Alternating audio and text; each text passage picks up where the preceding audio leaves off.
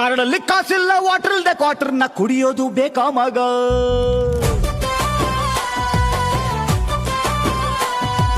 Night ಎಲ್ಲ tight ಆಗಿ ಮನೆಗೆ ಹೋದ್ರೆ ಹೆಂಡತಿ ಬಿಡ್ತಾಳ ಮಗ?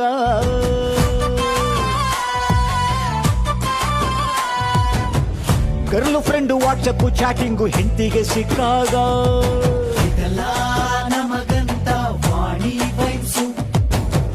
ಹೆಂಡತಿ ಒಡವೆ ಆಡ್ಬಿಟ್ಟು ಬಿಡ್ಸೋಕೆ ಆಗದೆ ಇದ್ದಾಗ ನಮಗಂತ ವಾಣಿ ವಯಸ್ಸು.